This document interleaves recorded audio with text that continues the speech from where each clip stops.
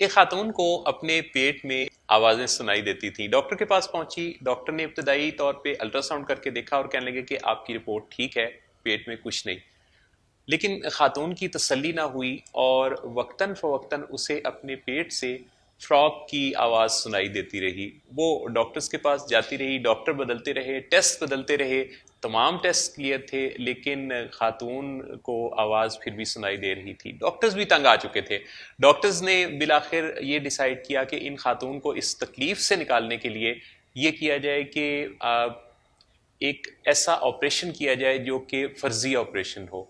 लिहाजा उन खातून को एनेस्थीसिया दिया गया और डॉक्टर्स ने उसके पेट को कुछ स्टिचेस लगाए और होश में आने पर उसके सराहने एक ऐसा जार उस खातून को दिखाया गया जिसमें एक फ्रॉग था और खातून को कहा गया कि हाँ, तुम ठीक ही कहती थी। डॉक्टर्स ने बोर्ड ने जब तुम्हारा ऑपरेशन किया तो उसके अंदर से ये फ्रॉग निकला, लिहाजा अब तुम इस तकलीफ से निकल चुकी हो। खातून ने खुदा का शुक्र अदा किया, डॉक्टर्स को थैंक यू बोला और कहने लगी कि अब आपको पता चल गया ना कि जो मैं सोच रही थी बिल्कुल ठीक थी। डॉक्टर कहने लगे हाँ, ये बिल्कुल तुम्हारा अंदाजा बिल्कुल ठीक था, ज़ाहिर है तुम्हारे पेट में एक चीज़ थी। तो डॉक्टर्स का शुक्रिया अदा करने के बाद, हॉस्पिटल से डिस्चार्ज होने के बाद खातून घर चली गई। महीने बाद खातून ने दोबारा आके डॉक्टर्स को कंप्लेंट की। वो कहने लगी कि आपने फ्रॉक तो निकाल दिया था, लेकिन उसके दो बच्चे अंदर रह गए थे और उन दोनों बच्चों की आवाज़ें मुझे रात दिन बहुत तंग करती हैं, लिहाजा एक और ऑपरेशन करना होगा। ख़वातीन हज़रात, ये जो वहम की बीमारी है, ये जो हमारे अंदर वसवसे जन्म लेते हैं, ये भी बिल्कुल इसी तरह से होते हैं। कई दफ़ा हम किसी एक ऐसी सोच पर अटक जाते हैं, रियलिटी वो नहीं होती, लेकिन हम उसे हकीकत समझकर उसी के दायरे में घूमते रहते हैं। एक और साहब की मिसाल बड़ी दिलचस्प है, जिनका एक तकिया कलाम सा बन गया था, गुलेल बनाऊंगा, चिड़िया को मारूंगा। इनका जिक्र करने से पहले मैं आपसे ये कहूंगा कि अगर आप मेरे इस चैनल पे नए हैं तो चैनल को सब्सक्राइब कर लीजिए और बेल आइकॉन का बटन भी दबा दीजिए ताकि नोटिफिकेशन बर वक्त आप तक पहुंचते रहें और इंसान और कायनात को समझने के इस सफ़र में आप और मैं हम सफ़र बन जाएं।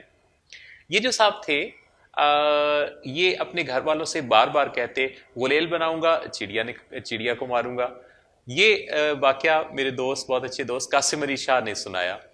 तो हुआ ये कि घर वालों ने तंग आकर एक दिन डॉक्टर के पास उसे लेके गए और डॉक्टर को दिखाया। तो साइकेट्रिस्ट जो थे वो बड़े समझदार थे। उन्होंने इनसे अलहदा में मीटिंग की इन साहब से और उनसे सारी तफसीली गुफ्तगू की। तो वो साहब कहने लगे कि देखिए, मैं बिल्कुल ठीक हूँ, मुझे कोई मसला नहीं है, मैं अपनी ज़िंदगी के बारे में शऊर रखता हूँ और असल बात यह है कि मैं चाहता हूँ कि मेरी शादी कर दी जाए। तो साइकेट्रिस्ट कहने लगे कि असल बात आप घर वालों को क्यों नहीं बताते? कहते जी वो मानते ही नहीं।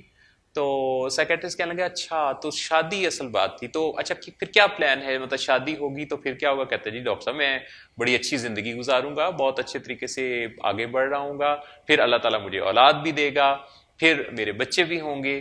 तो फिर एक दिन उन बच्चों के का जो जांगिया है वो वॉश करके मेरी वाइफ ने तार पे लटकाया होगा और उसमें से मैं इलास्टिक निकालूंगा, गुलेल बनाऊंगा और चिड़िया को मारूंगा। सुई वहीं अटकी हुई थी और सोच वहीं की वहीं थी। ये जो हमारी सोच होती है ना, ये कई दफा उसी दायरे के इर्द गिर्द घूमती रहती है जिन दायरों से हमें निकलने की जरूरत है। हम लोग अपनी लाइफ में बहुत सारे ऐसे बिलीफ्स रखते हैं, बहुत सारे ऐसे अकायद रखते हैं, बहुत सारा हमारा अपनी सेल्फ इस्टीम के बारे में ऐसा तज्जिया होता है जिसकी बुनियाद पर हम ना तो ग्रोथ कर सकते हैं, ना मेंटल ग्रोथ, ना हमारी बाज़ सोशल ग्रोथ होती है। तो ग्रो करने के लिए ये ज़रूरी है कि हम कुछ चीज़ों को, कुछ ऐसे अपने बिलीफ सिस्टम्स को रिविजिट करें और उनको थोड़ा थोड़ा चैलेंज दिया करें।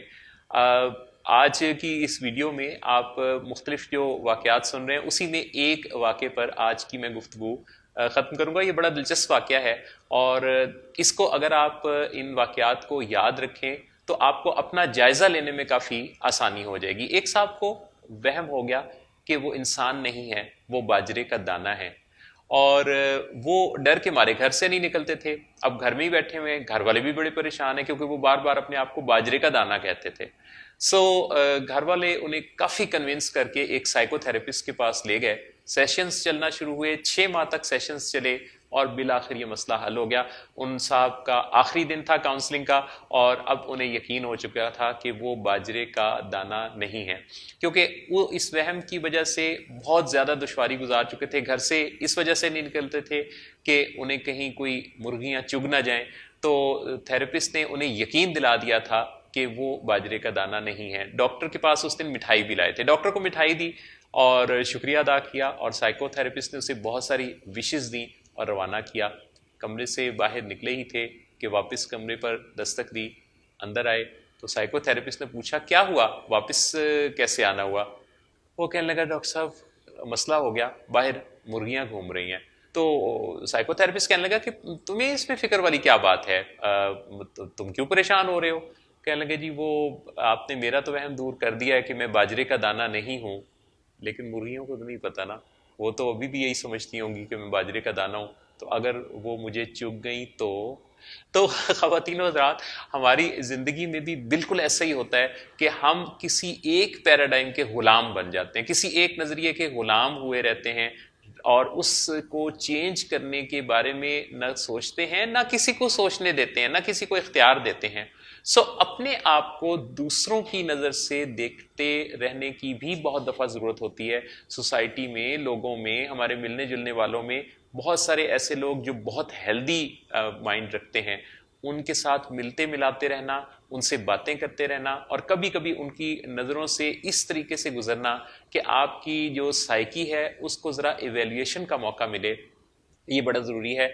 वरना हम स्टक से हो जाएंगे और हमें पता नहीं चलेगा कि कब किस सोच पर हम अटक गए हैं, क्योंकि ये जो हमारी अटकी हुई सोचें हैं हमारी ज़िंदगी का बहुत सारा कीमती वक्त ज़ाया करती हैं। अगर फ़र्ज़ कीजिए कि कोई काम हम 1 मिनट में मुकम्मल कर सकते हैं, तो उसी सोच के हिसार में रहने की वजह से बाज़ औक़ात हम उस काम को 15-15 मिनट बाद मुकम्मल करते हैं। हमारी ज़िंदगी इतनी ज़्यादा नहीं है कि हम इस पर इतना ज़्यादा टाइम वेस्ट करें।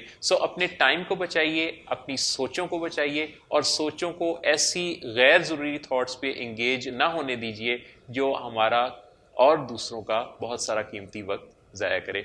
आपसे इजाज़त चाहता हूँ, आपसे मुलाकात करना, आपसे बात करना अच्छा लगता है। आपको कैसा लगता है आप भी बताइए ना, अपने कमेंट्स के ज़रिए अपनी राय का इजहार ज़रूर किया कीजिए और ज़रा इस वीडियो के बारे में भी बताइएगा कि आपको इन वाक़यात की रोशनी में कोई याद आया, क्या आपके इर्द गिर्द भी कोई ऐसा शख्स मौजूद है जिसको एक ही तरह का थॉट, एक ही तरह का वहम घेरे रहता है। अगर ऐसा है तो इसे आपकी मदद की ज़रूरत है। इजाज़त चाहता हूँ। अल्लाह हामिया नासिर।